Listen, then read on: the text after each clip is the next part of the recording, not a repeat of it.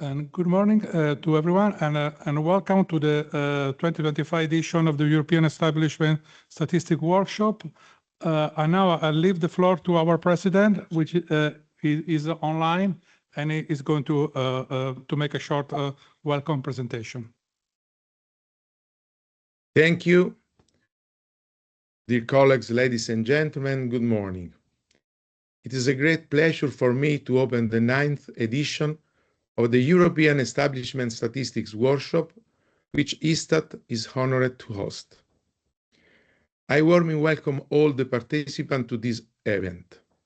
Unfortunately, due to a prior engagement, I will not be able to attend the workshop, and I apologize for this.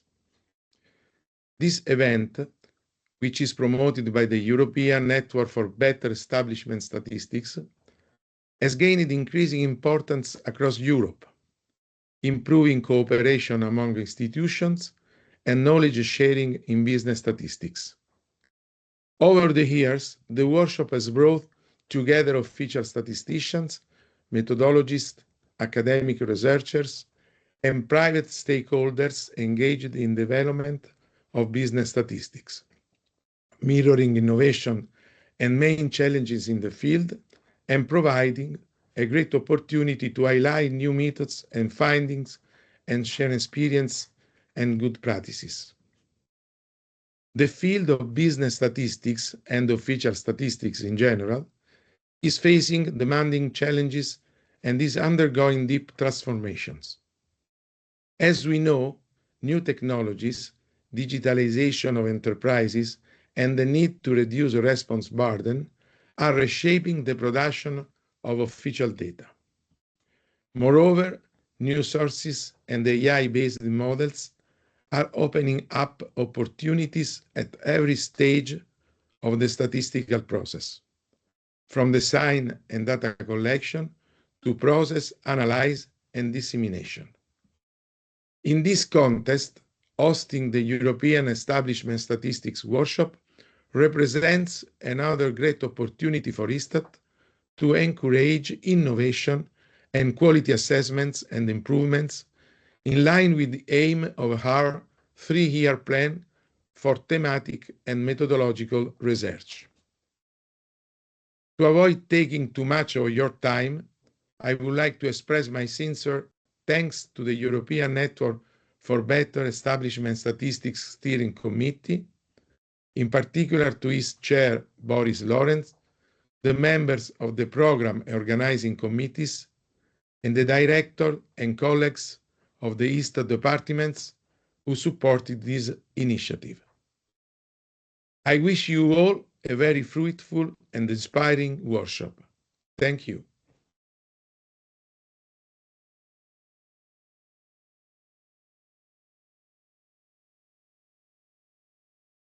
Okay, and thanks to our president. Now I will just make a very short presentation. I will start by saying that our business model, so the way we produce official statistics in Italy, is organized in a different directorate, and we have one specific directorate which is devoted to data collection. So our business structure is already has a strong focus on the data collection. And we have already introduced a lot of innovation in our data collection system. I would say that mostly all survey on companies, on businesses and public institutions and non-profit organizations are run on the web. So basically, we don't have any paper data collection. We don't have any personal interview unless the personal interview is needed for the quality of data. So the second point is that we are really focused on the quality of data. And this is, I think, one of the key issues which concern national statistical institutions. Data are already everywhere on the web. Artificial intelligence provide you answer without data. So basically, I think that we should keep a very strong focus on the quality of data that we collect in connection to the response burden. Response burden is not a national issue; it's also a European issue because our company to be competitive should as should not pay high costs in terms of respondent burden. Respondent burden is not only statistical respondent burden, but is also administrative and fiscal respondent burden. So what we do in this country, we also are looking for a strong coordination between statistical, administrative, and fiscal response burden in order to integrate the data and not to ask the same information twice. And again, we also have a methodological directorate which support all the methodological innovation. So today we have people from the data collection directorate, from the business statistics directorate, as well from the methodological directorate. All these competencies together are the backbone of our system. So we want to really focus on the quality, not ask too much, but ask what is needed and with a high quality. So this is our challenge, and we would like to share this challenge with you, and we want also to share our experience and to learn from you. Okay, that was about my presentation. Thank you.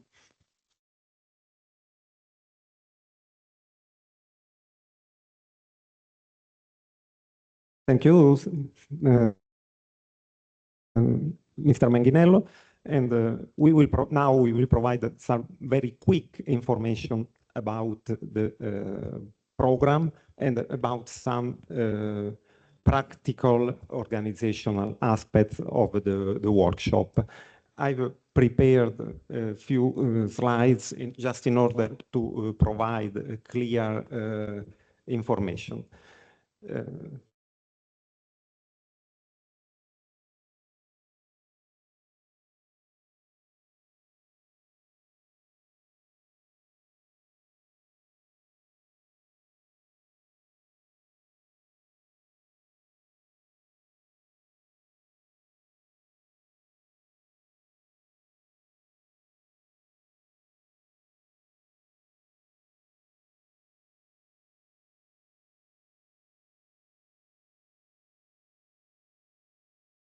Thank you.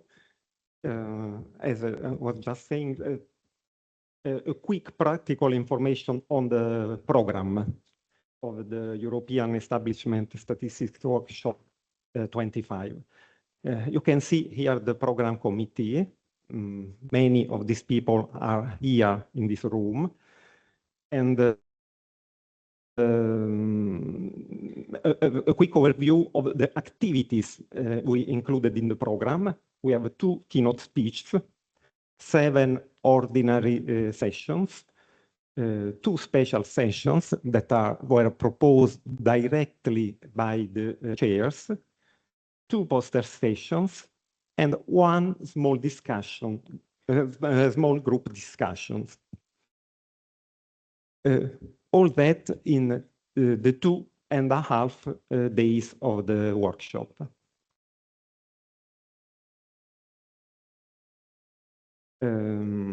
Keynote speech. There are 30-minute presentations, followed by 5 minutes discussion. But further discussion will be carried out during the small group discussion that are devoted to discuss the issues that were presented during the keynote speech.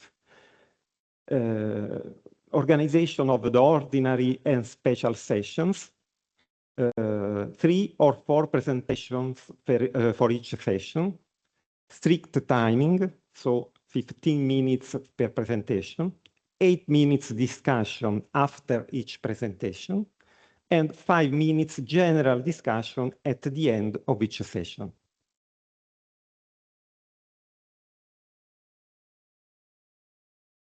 Poster sessions, 3 minutes presentation per poster. Poster break with 25 minutes in the room 139, that is at the first floor, for questions and clarification, and then general discussion of 15 minutes. Small group discussions. We selected 3 topics. The first is linked to the first keynote speech by Gers Nickers is concern a reflection on business data collection and is chaired by Lian Tesser-Sippel. Second, a small group discussion concern the second keynote speech, that is active collection management models for enterprise statistics. It's chaired by Gabriella Fazzi. And then use of tax sources in business service processes, that is chaired by Salvatore Filiberti. And a subscription form is available here on the table. So please subscribe the topics you prefer. And of course, this form will remain available until day 2 at lunchtime, just before the starting of small group discussions.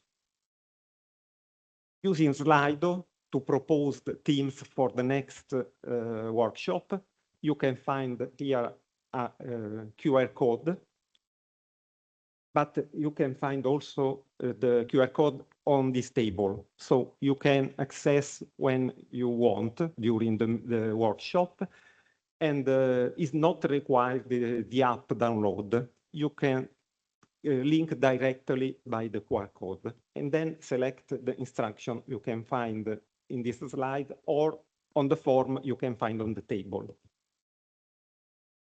Further information you can find on the MBES website and on the ISTAT website. You can find all the practical information on the workshop.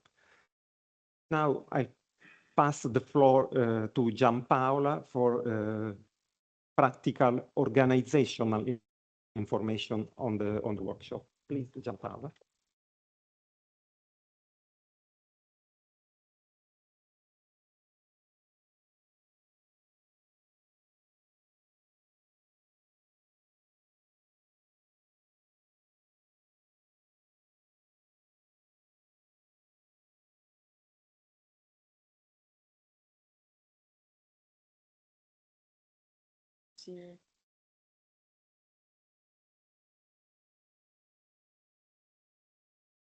Okay, thank you, everybody. Thank you and good morning, everybody.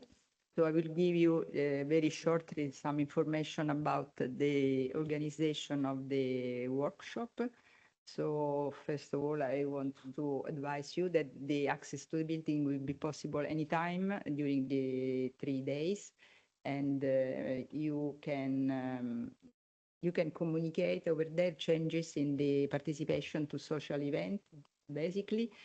Also, we recommend to communicate the main dish you prefer for the social dinner that will be held tomorrow in order to make the service faster and more efficient. All the workshop will be held in this room in Aula Magna, and then we move to room 139 for viewing the poster that will be displayed during the coffee break in Thursday and Friday morning, right after the speed session. So the room is located on the first floor, so you can go downstairs and then keep turning right in order to find the room, or follow the sign that are being posted along the corridor. Then the small group discussion will be held in here, maybe in another room, or you will give information about it at the beginning of the specific session. Coffee breaks and lunch will be served in the room 277, which is right at the left going out from this room. And we have to thank MBES for the coffee breaks and ISTAT for providing the lunch for today. Whereas for lunch on Thursday and Friday, you can try one of the restaurants located around ISTAT. You can find a short list of selected places in the practical information section on the MBES website. Regarding the connection to the ISTAT guest network for Wi-Fi connection, we can find more precise information at the entrance of Aula Magna, just out of this room. Then we have organize three different social events in which you can have an informal exchange of your scientific findings. So the first one will be held at the rooftop terrace of the Hive Hotel in Via Torino, which is located very close from ISTAT, and we are going to meet directly at the terrace on the 5th floor at 7 p.m. today, where you can have a choice of your favorite drink. Then for tomorrow, we have on the plan a guided tour, which is going to be a walk through the downtown neighborhood. And we will move from ISTAT and we'll end the tour in Campo de' Fiori. And the tour will start at 5:20 p.m. from Cesare Balbo 14. The guided visit will be provided with audio equipment, so we encourage the use of personal earphone. In this case, the tour is offered by Embes. Regarding a social dinner, it's going to be held very close to the end of the working tour, guided tour. So if you are not joining the guided tour, you can come directly at the restaurant. The meeting point will be at the Ristorante Origano, Largo dei Chiavari, and at 7:45. So I want to thank all the members of the organizing program committee members, also all the ISTAT colleagues that have been taking care of several aspects in order to make this event happening. And also, of course, we had some problems, but we managed to solve them. So I wish you all a fruitful discussion exchange, and I hope you also enjoy Rome, since the weather forecast seems to be promising. So thank you. We're going to start the first session. And so I give the floor to Pasquale.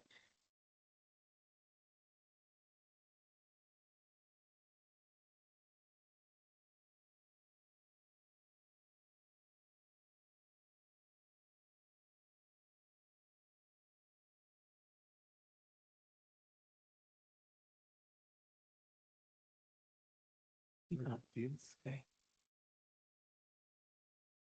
Io ho fatto da qua, io ho fatto da qua, io ho fatto finestra.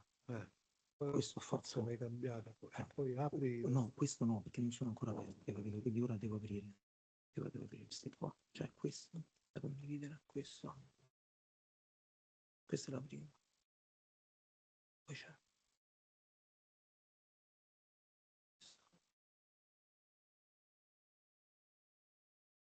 Poi inoltre queste due, e poi c'è questa qua. Sono queste due? Sono queste qua, sono queste tre. Ok, ora la prossima.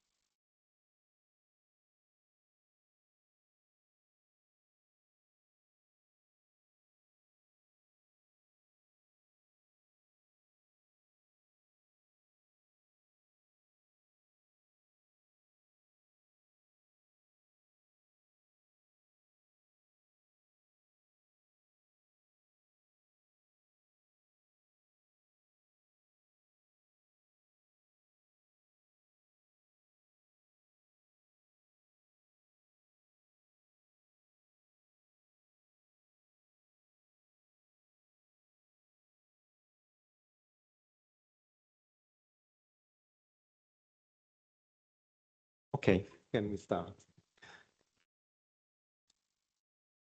So,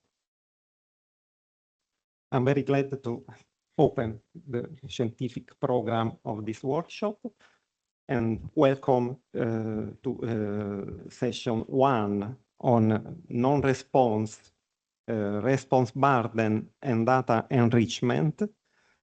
We will discuss how to reduce burden and non-response while making better use of available data.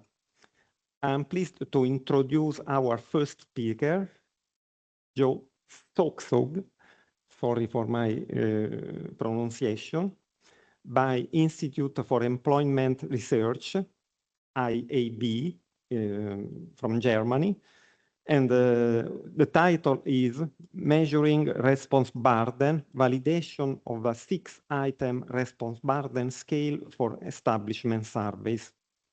Please, Joe, the floor is yours. Thank you, Pascal. Thank you all for being here. It's my pleasure to kick off the first session of the workshop.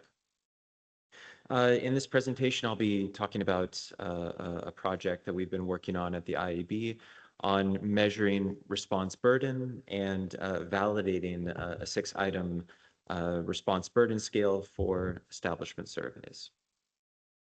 So I think we all know that response burden is a challenge in survey research, and this was also mentioned by the ISTAT president just a moment ago, talking about response burden as a challenge in establishment data collection. It has significant implications for both data quality and participation rates. And the challenge is even more so amplified, I believe, in establishment surveys due to the complexity of the information that we request from businesses and establishments, and also accounting for their own time and resource constraints.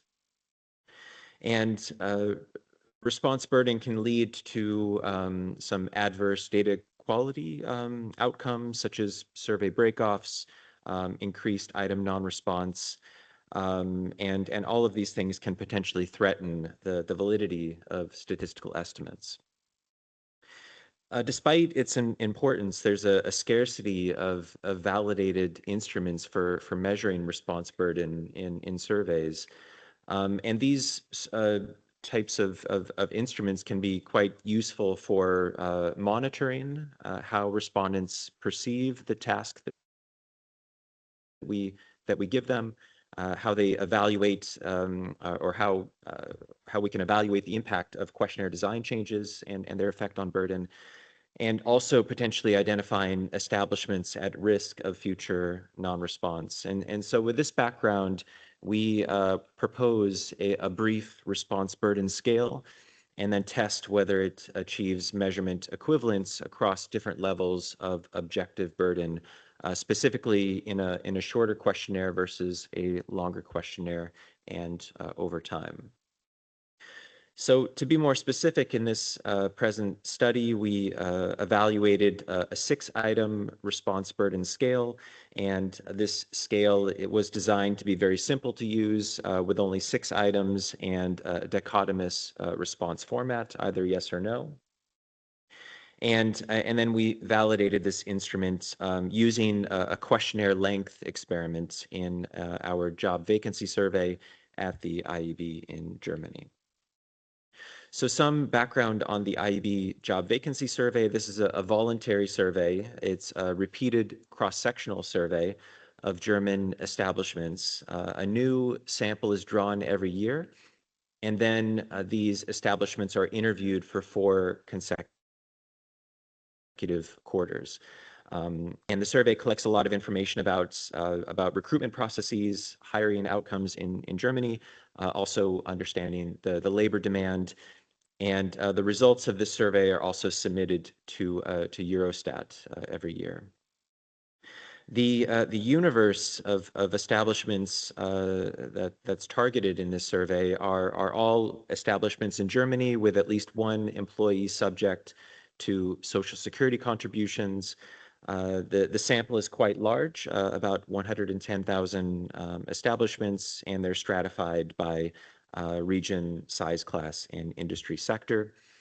This is an entirely self-administered survey. It's a web first invitation, and then non-respondents are followed up with a mailed questionnaire. This is the setup for the questionnaire length experiment. This was conducted in the 3 follow-up quarters. And so in quarters 1, 2, and 3, establishments that participated in the initial baseline interview in quarter 4 were randomized to either a 2-page questionnaire or a 4-page questionnaire. And so this design not only allows us to assess the measurement properties of our response burden scale, but also test its sensitivity to an objective manipulation of survey burden through this questionnaire length experiment. The response rate for each of the follow-up quarters was around 65%, and we didn't find a significant difference between the two questionnaire length groups. Here is the response burden scale that we validated.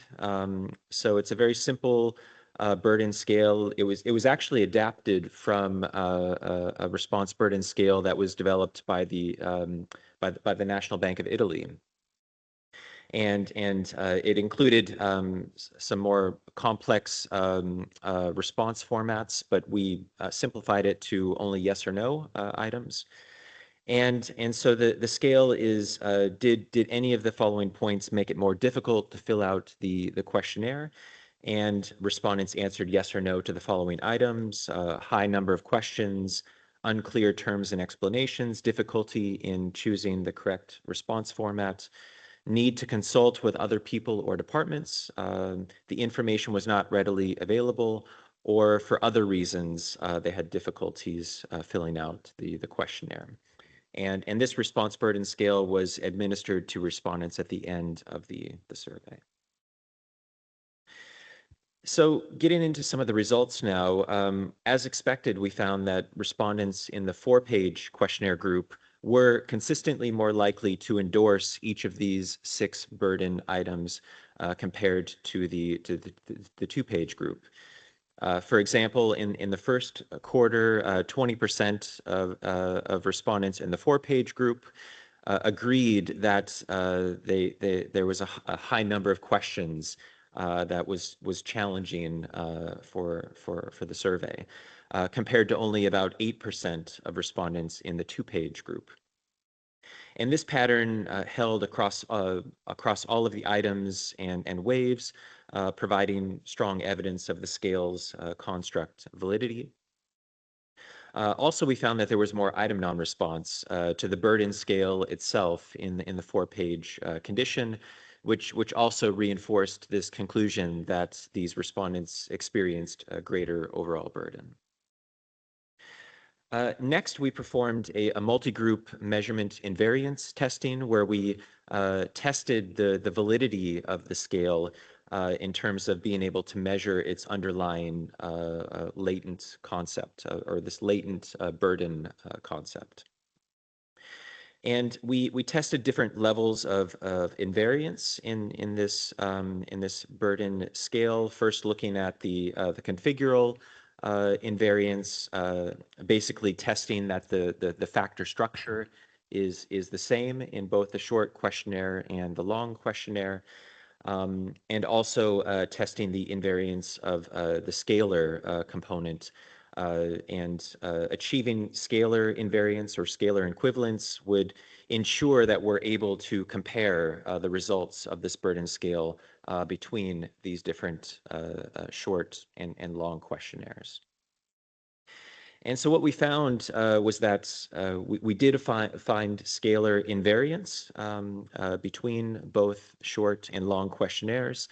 So this ensures that or confirms that the scale measures the same underlying construct of perceived response burden in the same way for both the low and the high burden groups. And it also allows for valid group comparisons of the latent factor means. So we did this multi-group measurement invariance testing for each wave separately. And then we also did some further testing on the longitudinal structure of the survey. So we basically did the same type of analyses. We tested whether the factor structure is measured in the same way for both questionnaire versions across the different follow-up waves, accounting for the same respondents answering repeatedly the response burden scale in each of the follow-up waves. Some potential causes of violations of this measurement invariance could be due to changes in the item wording or changes in the mode over time, or also panel conditioning where respondents learn about the questionnaire and they might take some shortcuts or satisfice through the questionnaire in the later waves of the survey. And also I should note that there were some changes to the questionnaire that were implemented over time in the survey. There were some question changes, some wording changes.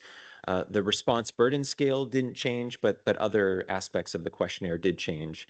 And so what we want to know is whether measurement invariance holds across the waves for this response burden scale, despite these other questionnaire modifications. And again, the results supported scalar invariance across the three follow-up waves. And so this confirms that any observed changes reflect true changes in the developmental trajectories rather than artifacts of the measurement instrument. And it also suggests that that mean level comparisons of response burden across the three waves are meaningful and are not confounded by any contextual effects. So these findings all suggest that they add confidence that this response burden scale is a valid scale, and we can compare results of that burden scale across different survey contexts. Other data quality results that might be of interest, we didn't find any significant differences in the business indicators between the shorter and the longer questionnaire, which was also a good news finding. I mentioned before that we did find a higher proportion of item non-response in the longer questionnaire, and there was also a higher proportion of breakoffs in the longer questionnaire. We also looked at other indicators like rounding behavior, but this was largely unaffected by the length of the questionnaire. So just to wrap up with a final summary, our preliminary findings, and I should stress preliminary because we're still doing some further analysis of this experiment. But so far, these findings suggest that this proposed response burden scale is a valid tool for measuring response burden in business surveys. And we believe that it could be used to track burden trends over time and evaluate potential interventions in the survey and questionnaire modifications. The scale seems to be robust, not only for cross-sectional comparisons, but also for longitudinal analyses, even despite some quarterly variations in the questionnaire content. The scale exhibits good construct validity, as we found through its sensitivity to the experimental questionnaire length manipulations. And also the binary nature of the scale items makes it a practical tool, and we believe it's well suited for business surveys where respondents often have to draw on their own organizational resources and time constraints. Some next steps that we're considering, the results that I presented to you today, they combined both of the self-administered modes into one. But we will be evaluating potential mode effects and maybe separating the different modes and seeing if the measurement invariance still holds. And also we'll be doing some further analyses of the equivalence testing and maybe evaluate or experiment with other testing methods. Yeah, that's kind of where we're headed next with this project. And of course, we would be open to any ideas or suggestions from you. So with that, I will close and just thank you for your attention.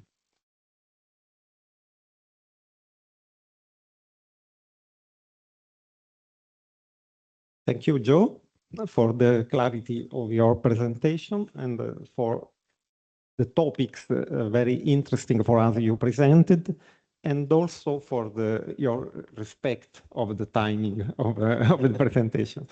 Now we have 8 minutes for discussion. So please express all your questions, all your requests. Please Just in order to know each other, report also your name and your organization when you propose a question. Thank you.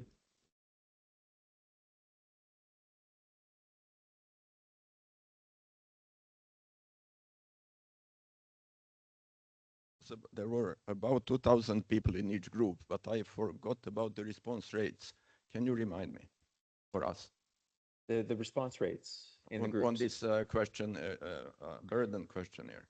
And how did you, I mean, if we say, okay, we want to burden people as little as possible, then giving another questionnaire is a little bit counter, whatever, or something.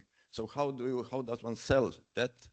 Because that will be, I think it's very good that there is such a scale. I think just that it will be a slight implementation, or there will be how to introduce it so that it goes. And your basic survey, is it mandatory or is it voluntary?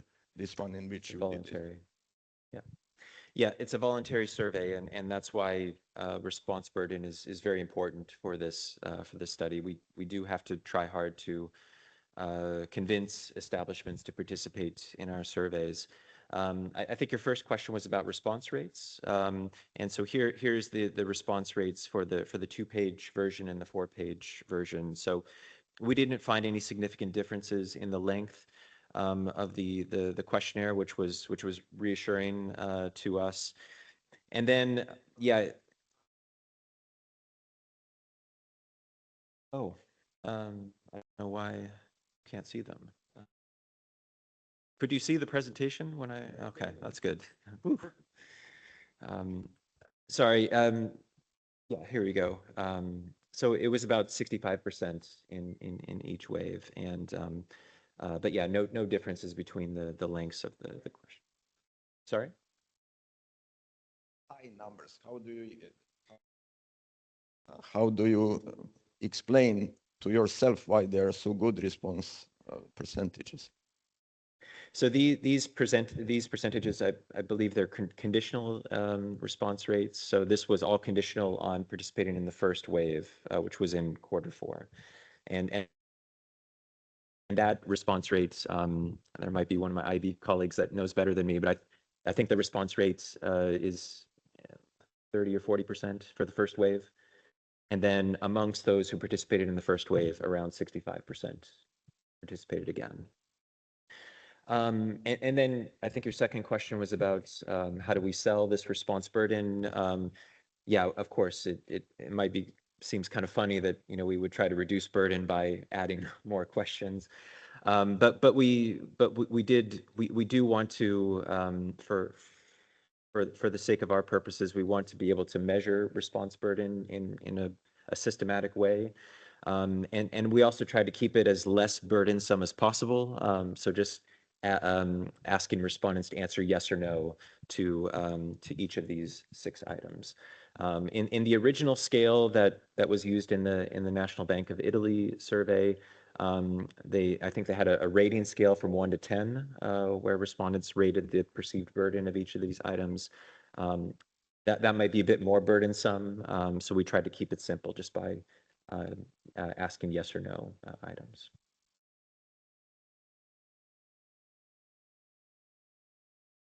We have a question by Ger. First, no? Sorry, just in order to respect the sequence.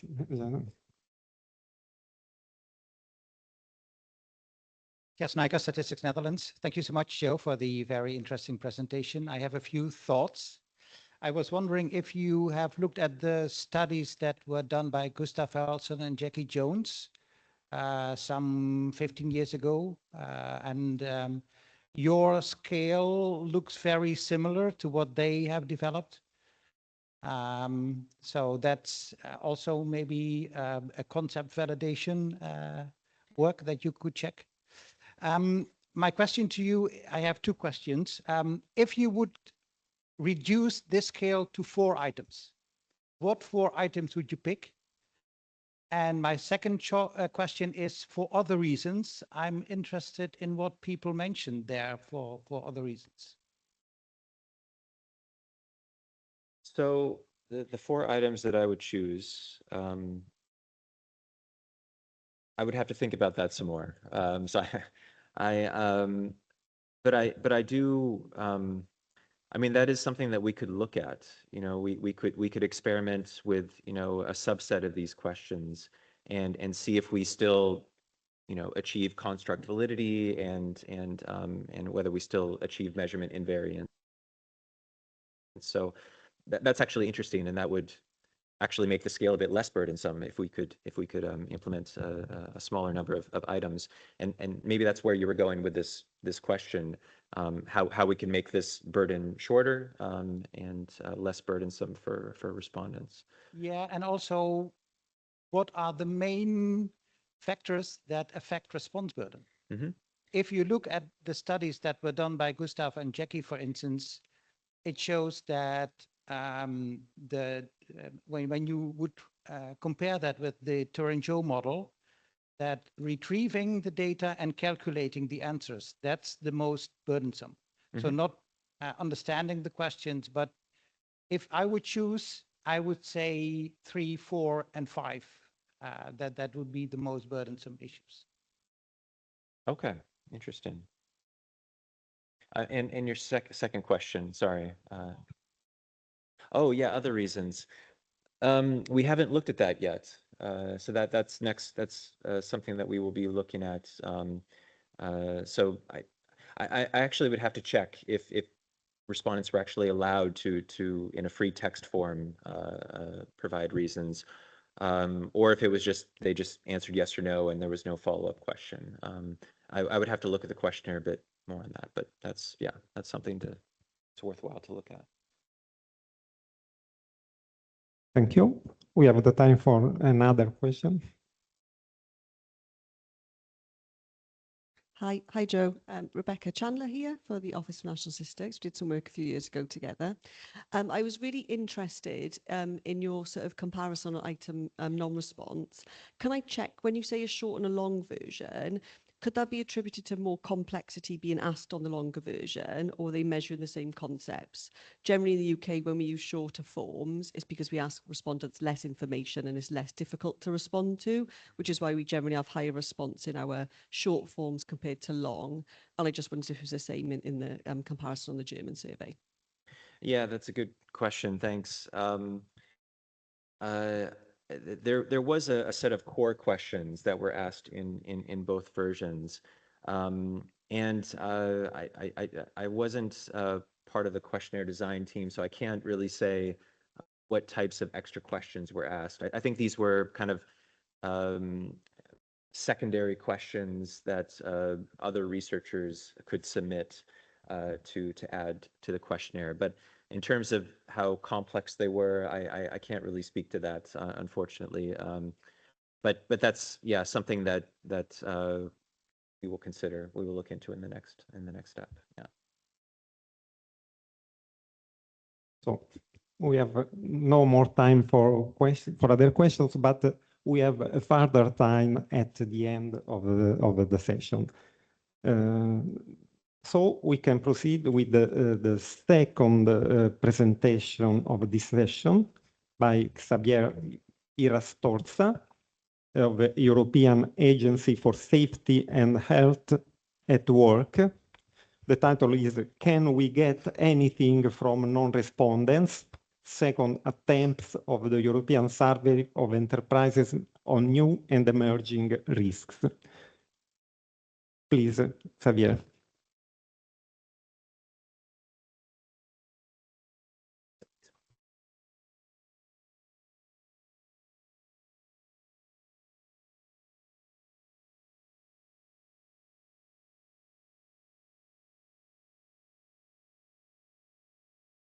Okay.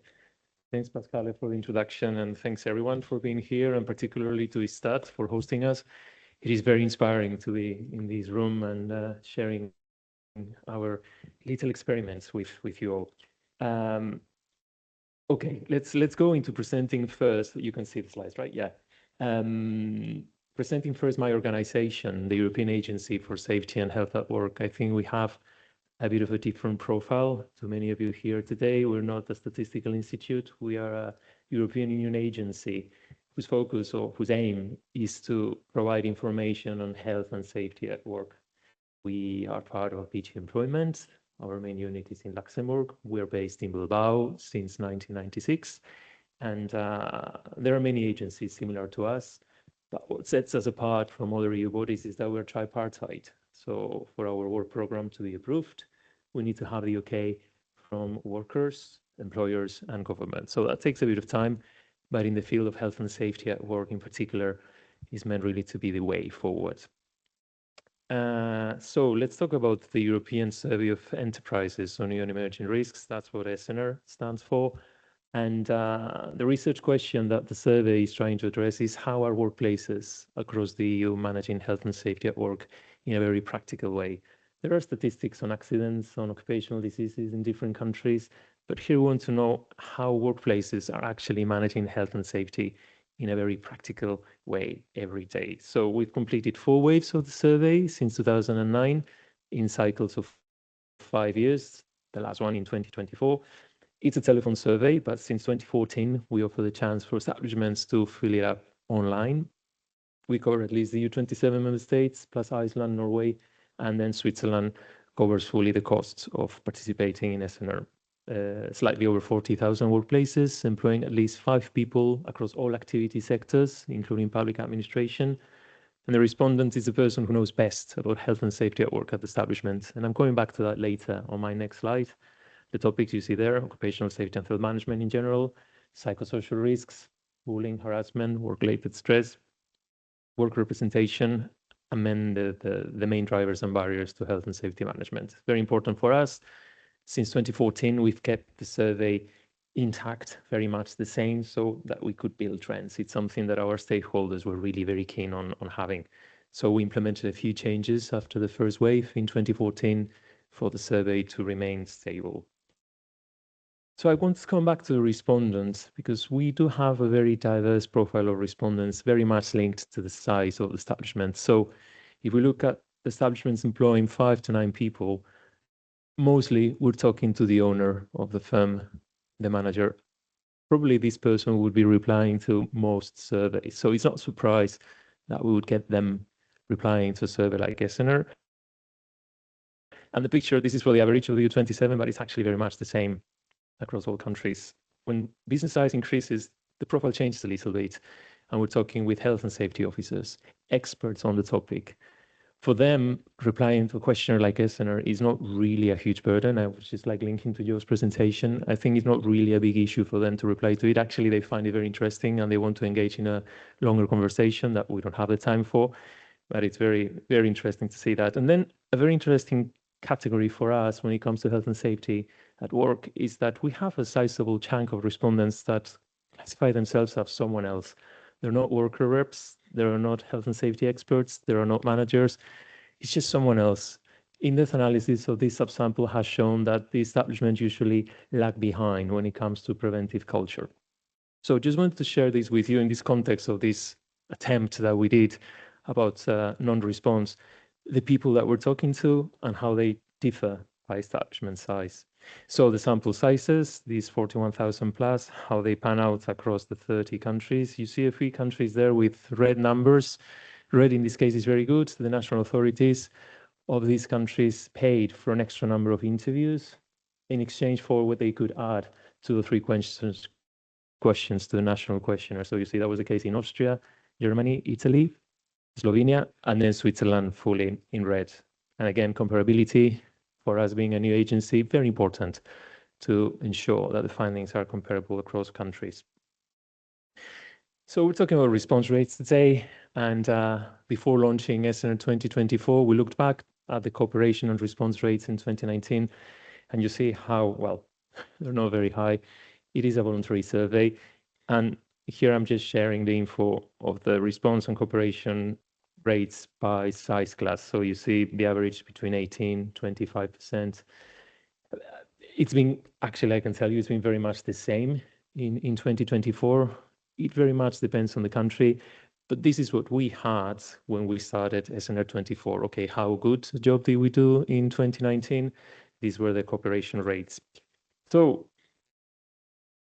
I think the evident question is, okay, are we having any kind of a bias? I mean, how biased could our sample be, right, when we have these low response rates? Since the survey is voluntary, is it only good ones, good establishments that are very active on health and safety at work that are actually engaging with us and participating in SNR? So I think these are very valid questions that we pose ourselves. So for the development process of the questionnaire in 2024, we had like 3 main milestones: a cognitive pre-test, 47 interviews face-to-face in Germany, Poland, and Spain. Then a translation, it was TRAP-D with a translatability assessment into 3 languages, you see there. And with this, we developed 40 national versions of the questionnaire that were tested on the 3rd stage, which is the pilot test in March last year. And this is what I want to focus on. I don't think I need to share with you what the main aims of the pilot test are. We wanted to test the questionnaire after the cognitive interviews, test the infrastructure of the survey, both the online and the phone, the 40 versions of the national questionnaire, and also the quality of the sampling frames that we had in each of the 30 countries. We covered 943 interviews in March last year, 44 of them online in 30 countries.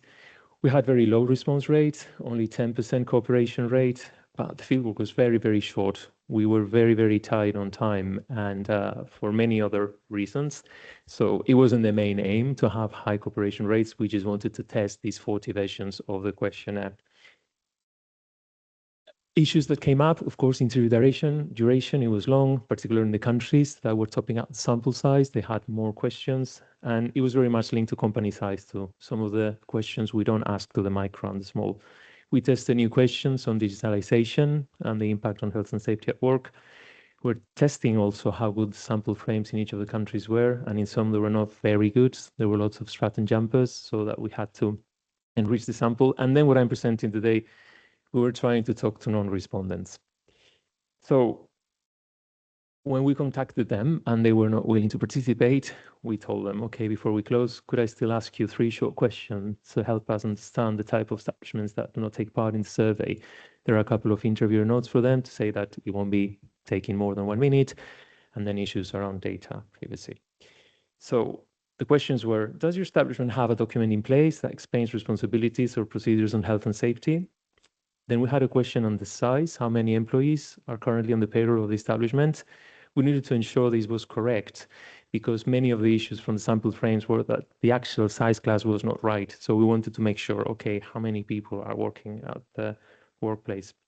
And then depending on this, we had a question for those establishments employing more than 20, asking them whether an employee survey, including questions on work-related stress, had been conducted in the establishment over the last 3 years. And for those that had less than 20 people, we asked a very similar question, but rather than about a survey, whether employees had been involved in identifying possible causes for work-related stress, like time pressure or typical clients. So there were like actually 2 content questions, document on procedures, and then this issue, whether it was a survey or employee involvement in identifying causes of stress. And then the 3rd question was on the size. So really not much of an issue, but only 413 establishments answered these 3 questions, which is 8% of all non-respondents. Only in 7 of the 30 countries, we had more than 20 workplaces replying to these 3 questions. And here I'm just showing the shares in each country of establishments that replied among all the non-respondents. So you see how the average was 8%. In some countries, we did better than in others, particularly in the Netherlands, Iceland, and Estonia, where more than 25% of the non-respondents would still give us this, it's not even a minute, less than that, just to talk to us about these 3 questions. And in several other countries, I mean, it was just almost no one. So this was a bit disappointing. I have to say, not entirely surprising based on the example of the test that we did in 2019. So it's very much the same. I wanted to share with you the actual replies to the questions, because the questions that were asked to the non-respondents were asked to the respondents too. So we wanted to compare and see, okay, are they very different? So we see that for the first question on the document, having increased responsibilities or procedures on health and safety, the share is higher for the respondents. So actually this would confirm, in a way, that, okay, we might be talking to the better ones. 90% of the respondents would have such document as opposed to 66% of the non-respondents. However, when we ask about the size, some of them employing less than 5 are not covered in SNR. So they were excluded from the respondent sample, but they were not from the non-respondents, and they make at 18%. So 18% of the non-respondents were workplaces employing less than 5 people. So in a way, when you interpret the results, you can tell that it's very likely that very small establishments wouldn't have such a document in place. So it's not so surprising that they have a less formal approach to health and safety. So when we saw the findings to the first question, we thought, indeed, we're talking to the better ones. But then when you see that in the non-respondent sample, almost 1 in 5 are employing less than 5 people, which really wouldn't make it to the main survey, that helps explain these findings. But then we see 3A talking only to those employing more than 20, whether they had a survey on work-related stress. And here again, we see that those that respond to the survey have better findings, actually, than the ones that are not responding. So size doesn't really explain here, but these question was only asked to establishments employing more than 20. And here we see how 52% of the respondents had such a survey, as opposed to 32% of the non-respondents. So I think this 3A question could probably give us some indication that indeed we might be talking in SNR to better performing establishments. And then for those under 20, again, whether employees have been involved in identifying causes of stress, we see a slightly higher share among the respondents than the non-respondents. But again, this could be explained by the fact that under these employing less than 20, for the non-respondents, we have a sizable chunk of establishments that employ less than 5. So the question is, as I said, is there a better preventive culture among the smaller establishments, the non-respondent, among the respondents, sorry. And I wanted to shed this about the business size, that we have a high share of establishments that employ less than 5. That could help us explain the findings for question 1, but still not so much for question 3A. For a variety of reasons, these non-respondent questions were not included in the main questionnaire. Response rates were very low, but there were other implications regarding time, regarding budget. So that's why we dropped them after the pilot. I'll be coming back to my conclusions, but just wanted to confirm with you that the survey was carried out. We finished fieldwork in October 24. We published our first findings report already in February with the main results of the survey, a presentation with the key insights. And then last month, we published a short article on our Occupational Safety Health Wikipedia about the methodology of the survey, where you can access all the national versions of the questionnaire, the technical reports, translation report. Everything is explained there. And since a couple of weeks, the SNR 2024 dataset is available for free download at GESIS. We've started already one of the follow-up studies on mental health and digitalization. We're going back to SNR respondents and having face-to-face interviews at the workplace in 6 countries with managers and workers on digitalization and the impact on mental health. We will soon start work on the report and then the data visualization, which I'll be coming back later. This year, we've been very busy disseminating the findings among our occupational safety and health stakeholders. Everyone wants to know about all this data. And then for the future, chances are that the survey will still be repeated, very much following the same approach as so far. There are interests and expectations from the European Commission to have access to this data set that compares findings for all 27 member states. And also at the national level, we see an increasing take-up of this offer that national authorities have to top up the sample sizes. And then, of course, for other activities of the agency.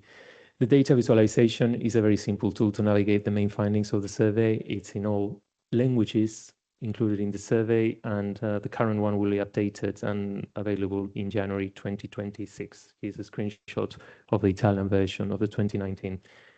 And then the conclusions. Upfront refusals, this is really the take-home message for us. A very small minority of respondents were willing to answer these questions, these refusal questions. 42% of them even hung up on us, so we couldn't even talk and say, they were gone, so almost half of them. So the findings are still on a very small subgroup of non-respondents, and we think that maybe their preventive culture is still different to all those that are not even talking to us. If success getting through to them, there wasn't any really huge problem with the questions, and they were perceived to be short enough, not too sensitive, so no one really complained about them. The problem for us was just like overcoming this hurdle or actually talking to them. And we did revisit the 3 statements with respect to the ones in 2019. The ones in 2019 were more about culture with, I think, a bit of a trick interpretation. And these ones, I think they were more plain and simple. So we think they were better once we managed to have the interview. But the big question was, okay, can we have that interview at all? And this is all. Thanks very much. I want to acknowledge all the contractors that were involved in the survey, and I'll be happy to take any questions or suggestions. Thank you. That's it.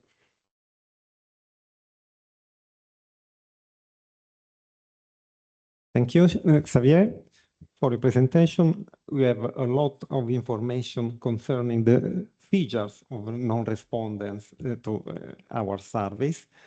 We have the time for discussion. We can open the discussion now, please. Oh, sorry, we have a question by Joe. Thank you for the interesting presentation. If I understood correctly, the survey is a voluntary survey. I'm curious, what do you do to incentivize establishments to participate? Yeah, we have a network of partners across all countries, and what they do is, as I said before, we're a tripartite organization, so business associations, trade unions, they inform the members at the country level about the survey coming up. Often they actually advertise about it online so that people know what the survey is about, how it's going to be used. Then once we manage to talk to them and have them on board, we are happy to share with them the findings and that, but we don't do any more than that. We just try to raise awareness amongst our networks so that they can then make a bit of a publicity and make the survey known. So that's, yeah. You, other questions?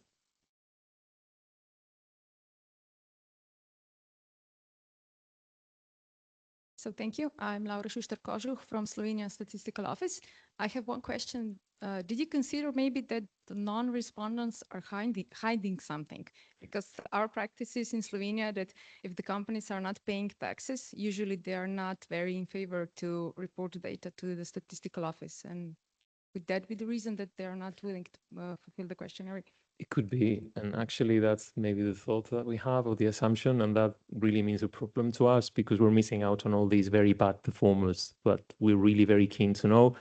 I have to say that even among those that participate in the survey, we still have very bad performers, which is actually a bit of a surprise. Like we have 1/4 of the establishments that openly tell us that they don't do anything, and even big establishments, even health and safety officers that can be very critical. So for us, and particularly for our stakeholders, for policymakers, they really want to know about this 1/4 of the sample that are very openly bad. And we get a lot of information there. But I think your point is extremely relevant. What happens with all those that are not really talking to us, and that it's extremely difficult after 4 waves to find a way to actually get them to talk to us. It's I don't want to say it's impossible, but it's extremely challenging. Yeah. Thank you. Sorry, Liane, then Joe again.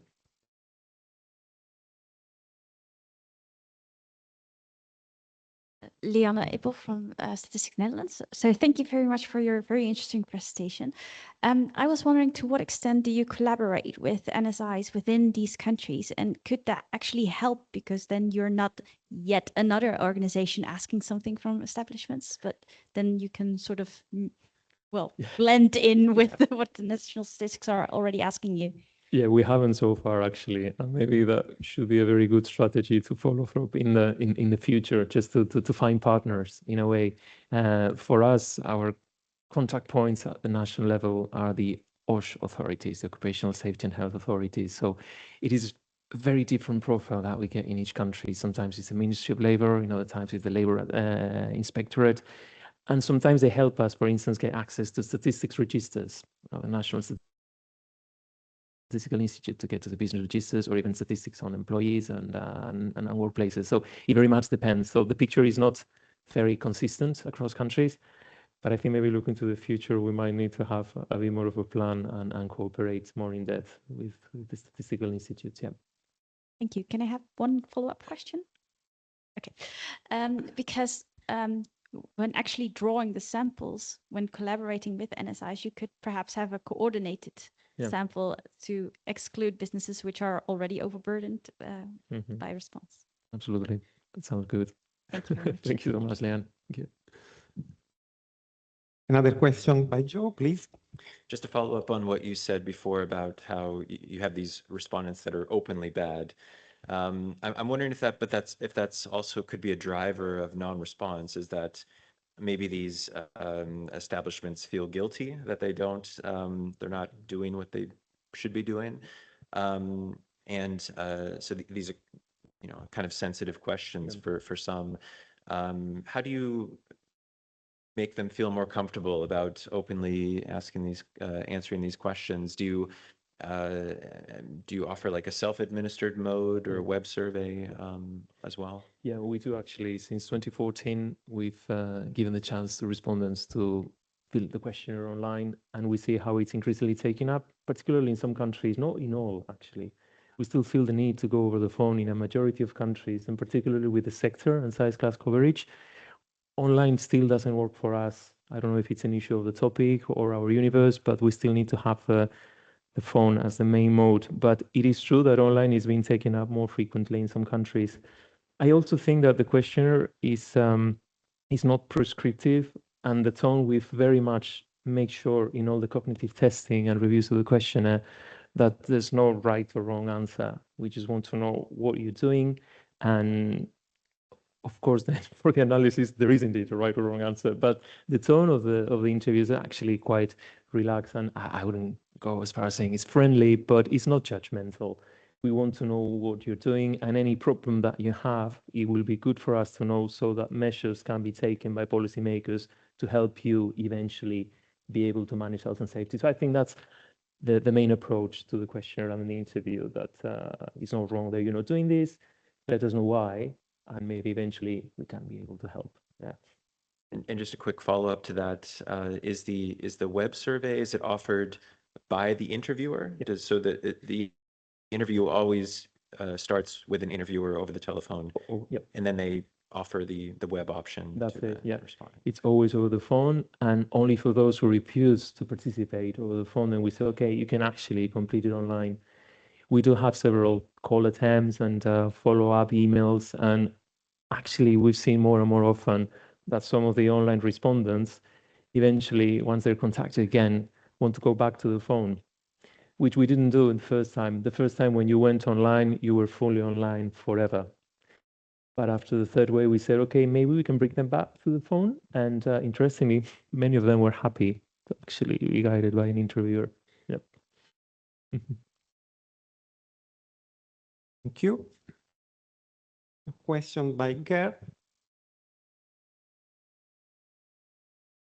Thank you so much, Xavier. Maybe I missed it, but the samples that you draw in every wave, are they independent samples, or is it a kind of a cohort or panel design? No, each time it's independent. Yep.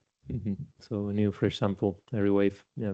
At some point there was a discussion about having a panel of the enterprises, and we're talking to review agencies, and a panel that you could revisit on different topics and issues.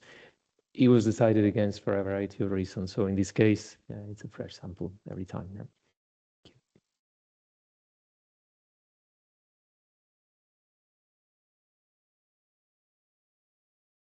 Just a quick questions by me, please. I wonder if you are still aiming to keep trying these experiments in the future ways of the ESNER survey. Thank you, Pascal. I think we are still trying. We'll never give up.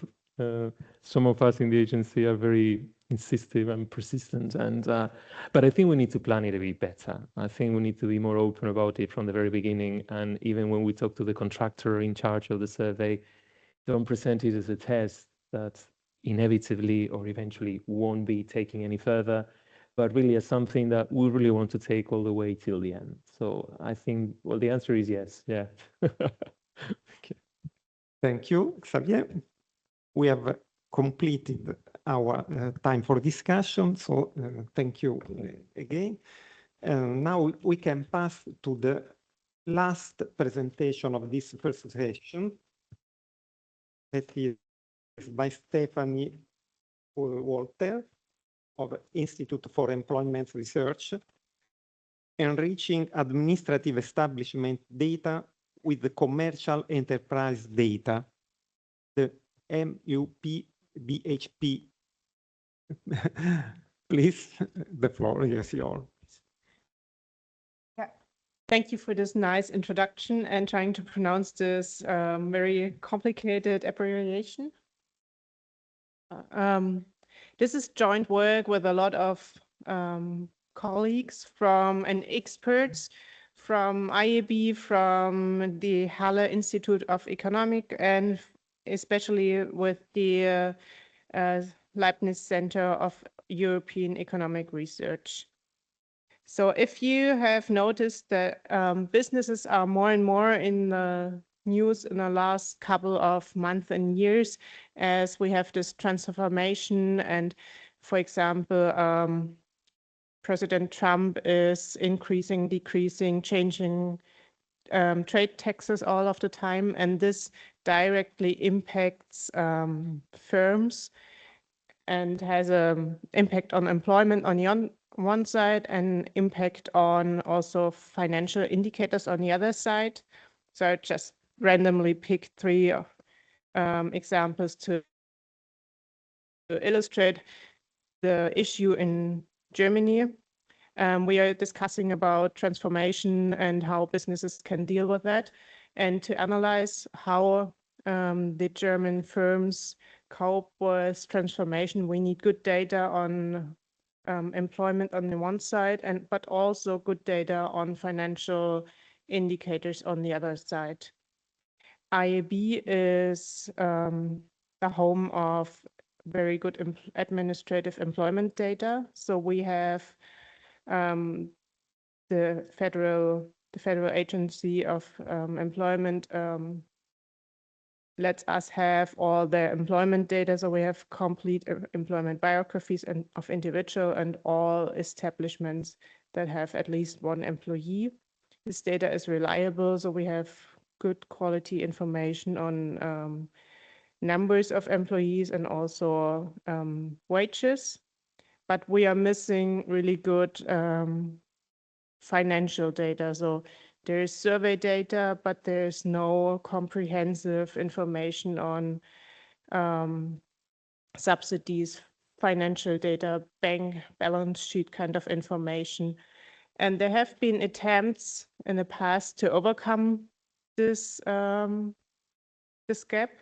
So one obvious way to go is survey information, and we are really set up well with that. But still, as we heard before, there's the problem of response issues, and you of course cannot cover the universe of all firms in a survey.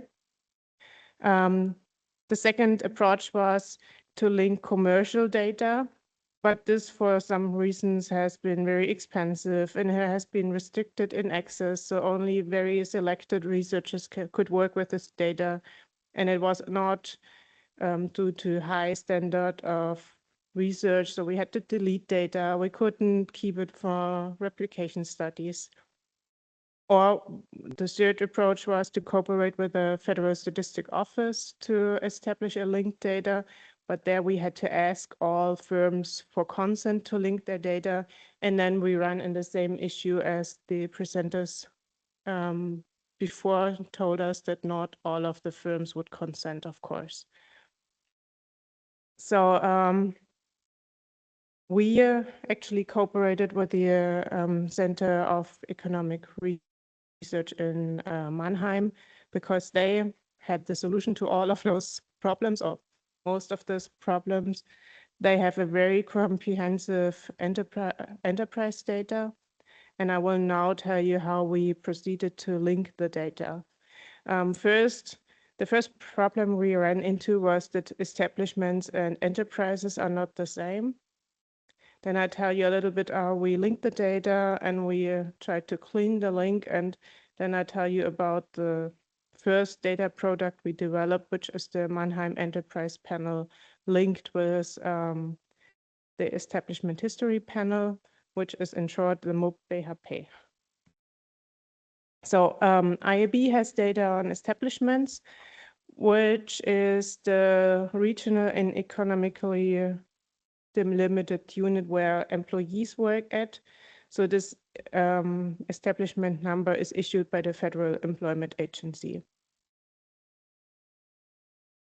But most of the financial information is not on this establishment level, but on a concept called legal units.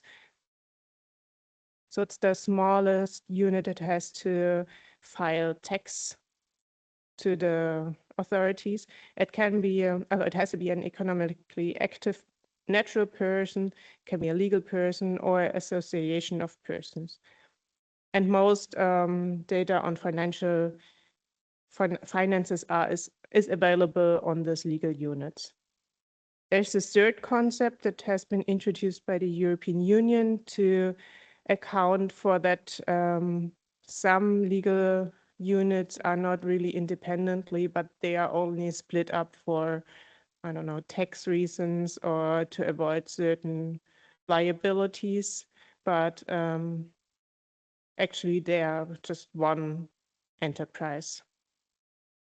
So, and to make it more complicated, I use the terms establishments when I refer to IAB data, and I use enterprises if I refer to what is actually legal units, because the Mannheim Enterprise Panel decided to use this enterprise title, but most of the times they are legal units.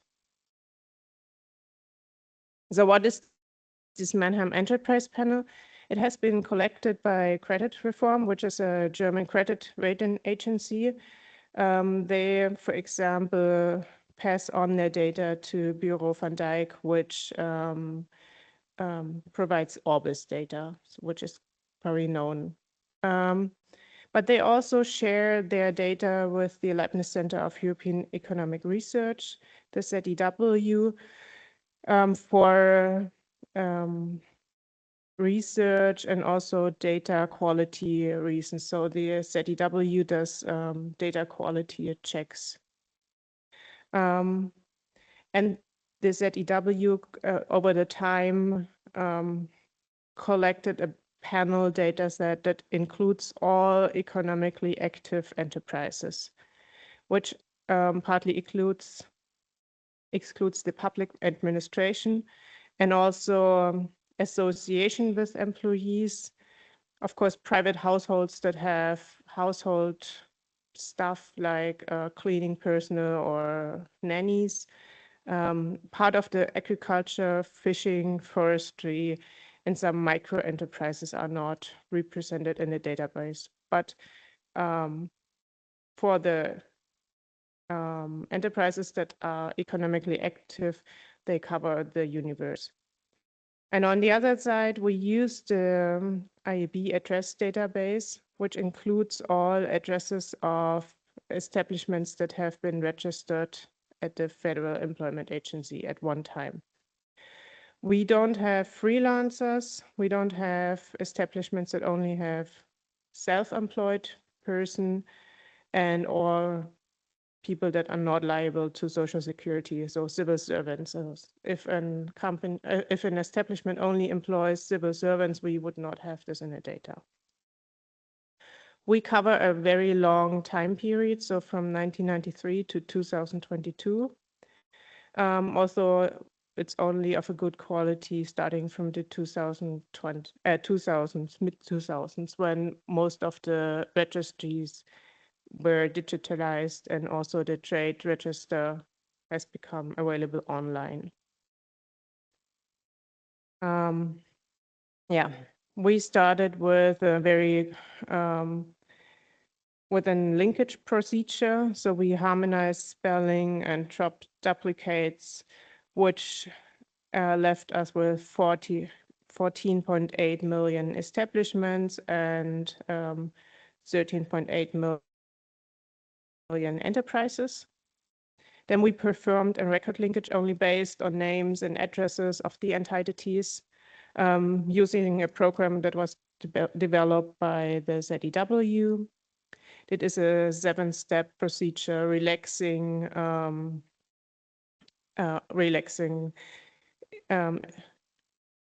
name, street, and postcode strictnesses from step to step. And at the end, we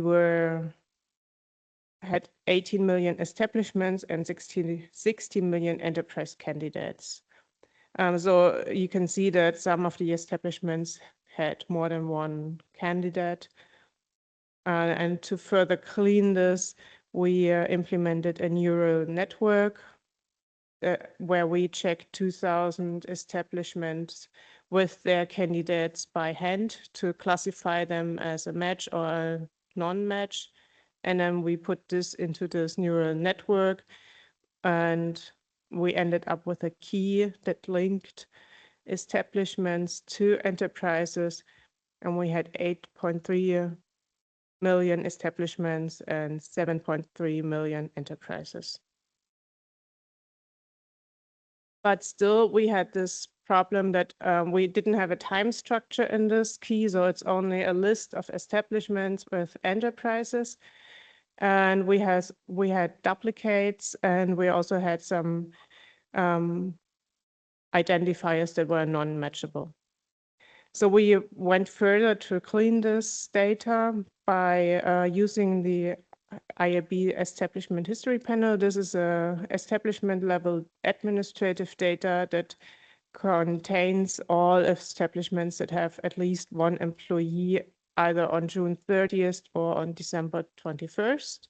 So we dismiss all establishments that never report any employment at the Federal Employment Agency.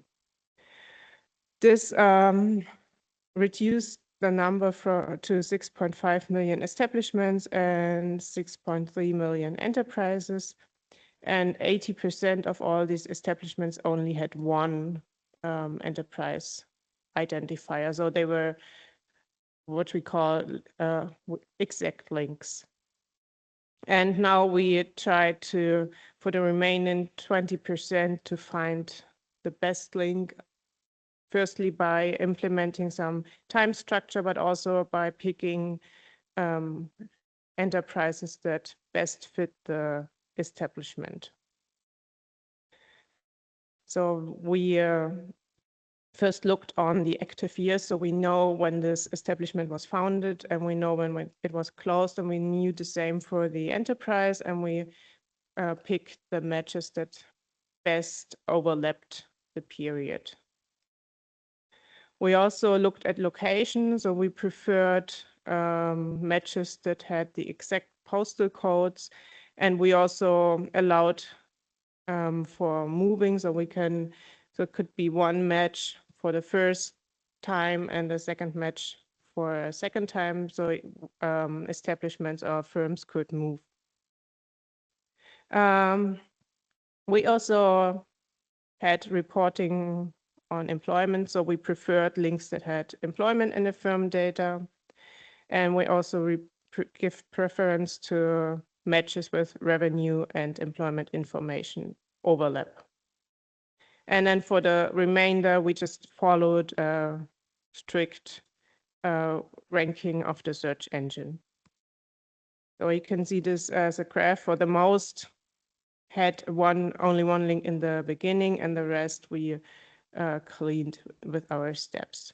So we can now use this key to build up data sets. And we have one data set that is called the Mannheim Enterprise Panel linked with the Establishment History Panel, which includes all limited liable companies, which make up a big share of the German economy and which have high quality reporting information because they are by law obliged to report financial statements. And the IAB establishment history panel contains the universe of employees, of establishments with employees. So the data structure is on establishment level, enriched by enterprise information and also extensions on worker flows. And we do have on enterprise level shareholder structure of the enterprises. And we also make available the non-linkable limited liable companies to make analysis on representativeness of the sample. So, and very briefly, what's in the data? So we have identifiers, we have annual information on, also we have the foundation closure, we have economic activity, employees, sales, and a graph indicator for debt to equity. And we have establishment information on wages and employees. We have worker flows,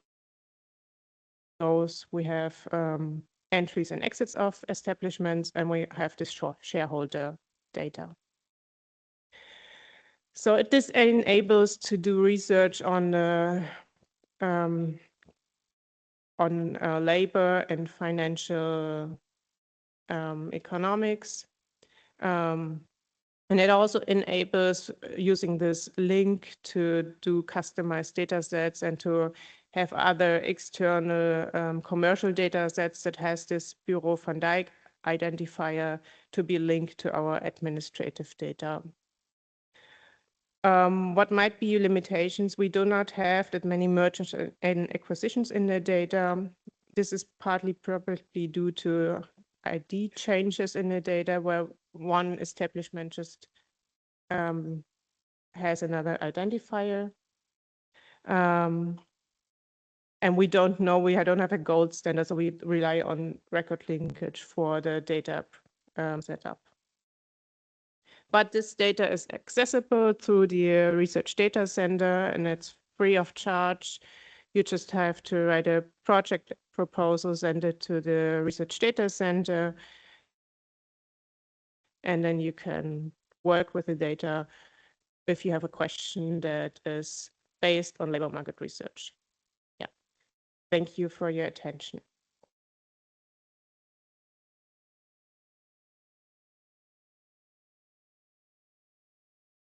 Thank you, Stefania. We can open the discussion. Do you have any questions?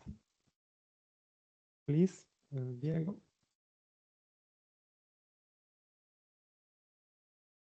Hi, Jacopo Canello from the University of Parma. Very interesting work. I think you did an excellent job. I was just wondering if you have any information regarding firms that are not independent, right? That are part of groups, for example. Can you identify the different enterprises that are part of groups, or, for example, have a global ultimate owner, right? Because my impression is that you only have information on the immediate controlling firms, but it's difficult to reconstruct the structure of complex network, for example. So I was wondering to what extent this can be done. Yeah. Thank you. So we do have this shareholder information. So if one firm has shareholders, you can identify those shareholders and then use this information to set up networks. We do not have in this data the global ultimate owner, but I know this data is available, for example, by Bureau van Dijk. And you could send us an email and say, well, I want to set up my own data set and I have Bureau van Dijk data, and please could you add establishment level data to my Bureau van Dijk data.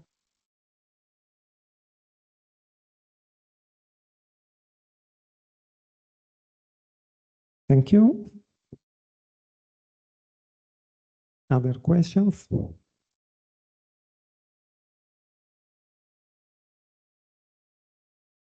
Thanks, Stephanie, for the presentation. I found it very, very interesting, and it's something in our field. We've also thought about whether we could link the data from SNR to national accidents registers or work compensation file. In our case, it was also always a data protection issue. I don't know whether you had any such challenge to overcome? And if so, how did you do it? Or maybe it was a non-issue at all? Yeah. So data security is a great issue or a big issue for us. Ideally, we would not have to be doing this. Ideally, we would go to the Federal Statistics Office that has all the data and it has a key between establishment identifier and enterprise identifier. We can directly link the data, but this is not allowed by law. The data we are using is openly available commercial data, and this is allowed to link. So we can use public available data to link to our administrative data. Thank you. I have another question. I wonder if we can discuss whether we are able to provide a good mapping of establishment into firms by only using names and addresses of establishments. I've thought about that, and I've contacted the Federal Statistical Office and asked them whether we could compare just our key with the key they have. But this is a very, very long path to go. And I tried on aggregate statistics to compare if I do like industry aggregations in our data and industry aggregations in their data and trying to compare. But this is really difficult because you have, so the means look the same, but then you have this these firms that have like 1,000 establishments and they're outliers and you don't know if these outliers are reliable. So I don't have a really good answer to this question. I think it's the best that we can do at the moment, but it's clearly not perfect. I have another question. Sorry for that. And do you see any potential of using artificial intelligence or machine learning techniques for to further improve the matching of the kind of data? Yeah, of course. We partly employed like the neural network, so we did use some machine learning, and I think this is a way to go.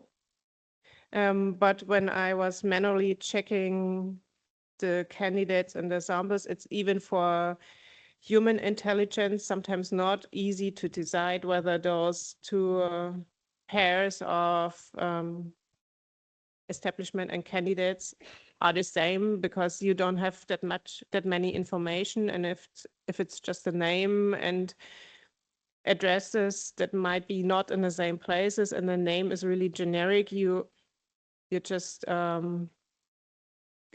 it's hard even for human intelligence to decide whether this belongs to the same firm or these are two completely different entities. Joe? On the topic of data protection, if we wanted to link these commercial data to survey respondents in like the job vacancy survey or the IAB establishment panel, because the commercial data are public, you said, would we even need consent from respondents to link those data or not?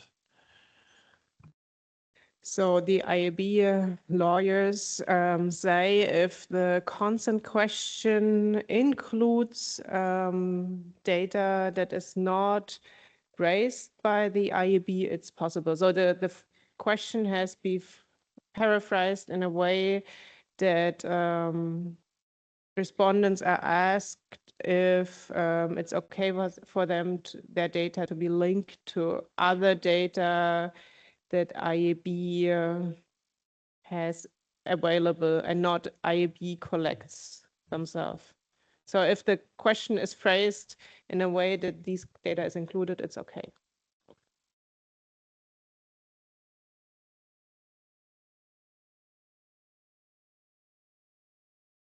Tiger?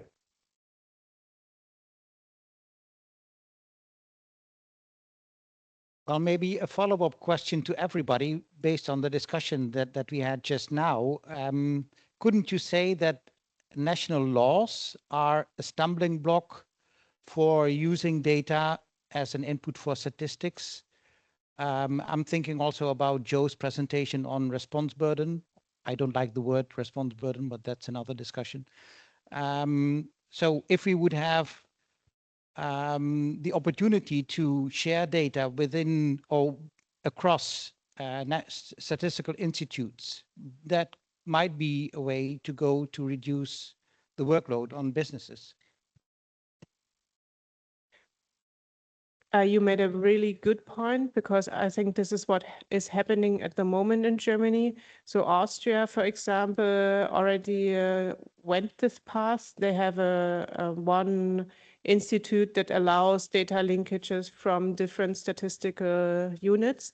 And Germany is on the way to do a kind of the same thing, but we are still in the process of getting worked out a law, and I don't know how long it will take. It was supposed to be already in place during the last administration, but then they had more difficult tasks to do, and this national statistical law was just never been discussed. Yeah. For instance, I know that in some countries, Norway, Finland, for instance, they have a national institute to coordinate all government data files. Yeah. Would be very nice if we had the same.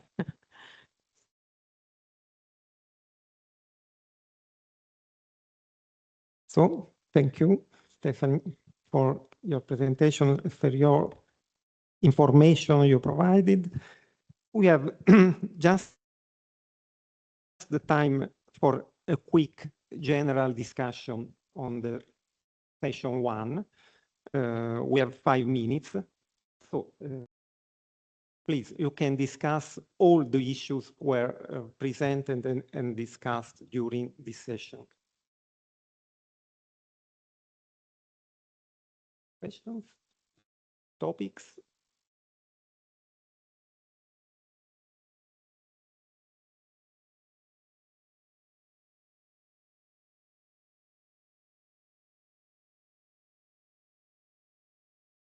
In fact, I have a question mainly for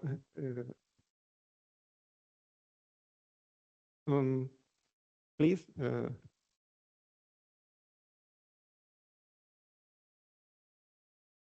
I mean, it's you will have probably something more relevant. Anyway, I wanted to reflect on this, the use of the word establishment that was mentioned very much in your talk.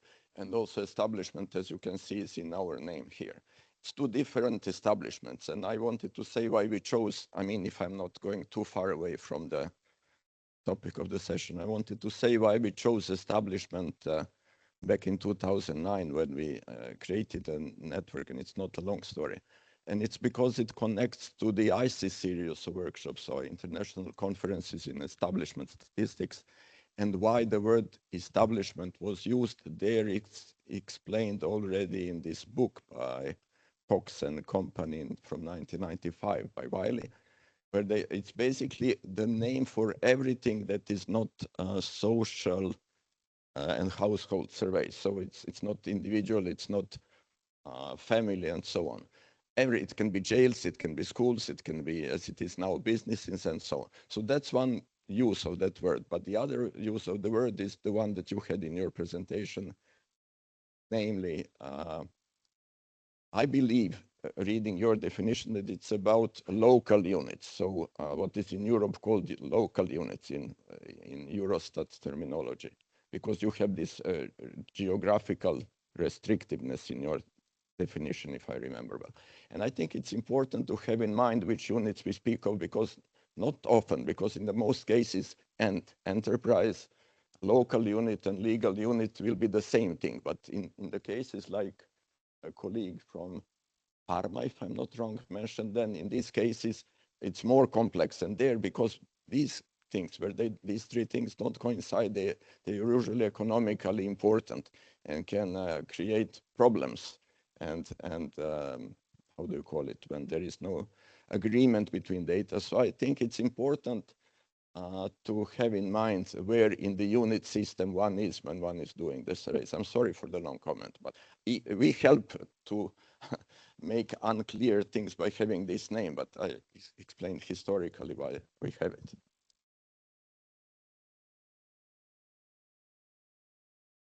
Thank you, Boris, for this remark. I have a question mainly for Joe, but also for the other participants.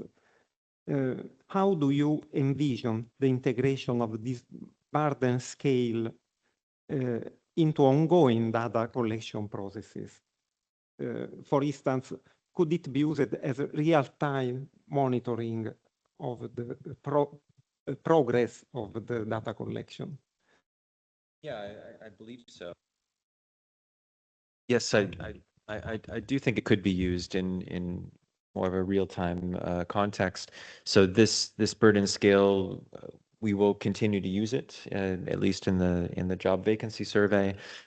I mean, I think it has a lot of merit in like longitudinal studies, where I mentioned before that longitudinal studies, you might add more, you tend to always add more questions to these surveys.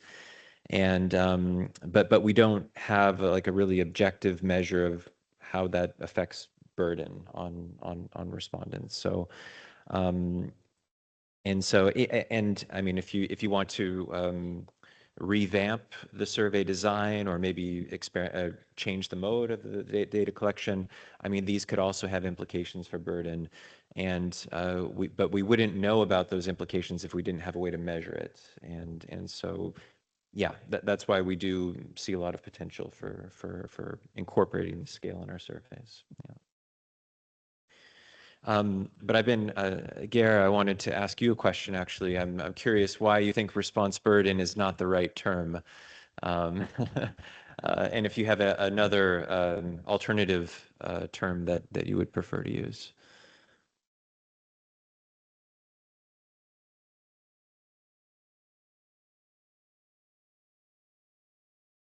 You got me there, Joe. Well, I think it's is the association with burden is that completing a survey or completing a questionnaire is a burdensome task. That's the message that we tell to businesses when we are talking about, we can use burden among ourselves. That's no issue as professionals and practitioners. But what I see also in my example from Stats Netherlands is that people use that term in general publications, that we put a burden on businesses. And then that is what sticks to people within businesses, that completing a questionnaire from Stats Netherlands is by definition a burden. Even though when we look at the burden caused by Stats Netherlands is a very tiny percentage of the total burden by the Dutch government. It's 0.05%, I think, so something like that. It's really a tiny percentage. But still, we tell that message to businesses. So then my idea is, why are we surprised that businesses think it's a burden? Because we tell them it's a burden. So in that case, I would rather use some other term like, yeah, I don't know, a more positive loaded term. That's my basic objection to using the word response burden. Yeah.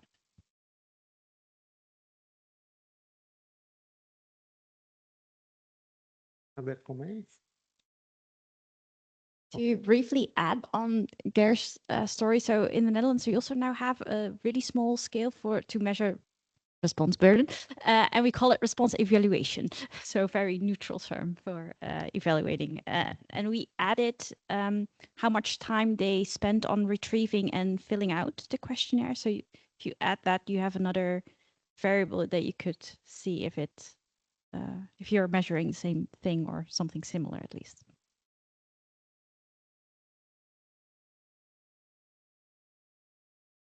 Thank you very much. You caught exactly my point here, and it was bothering me for a while here. Ville-Matti Pilviö from Statistics Finland, and on your response burden questionnaire, you had only yes and no answers. And if you asked me on Monday morning, was this a big task? And you asked me on Wednesday before lunch, was this a big task? I might answer quite differently to the yes, no on that. So I really was missing this aspect of some kind of question which really measures the response burden. For example, how many minutes did it take for you to answer this? And that's one aspect which would give you more of a mathematical response to the response burden.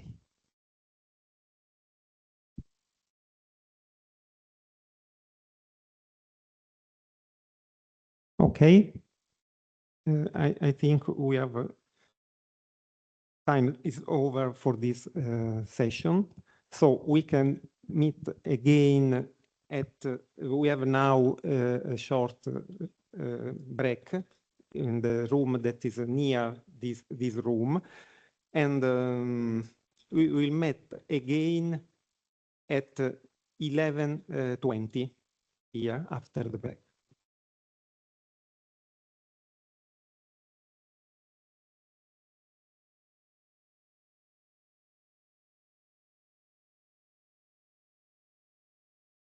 Very good. Thank you. Thank you. Very good. Yeah.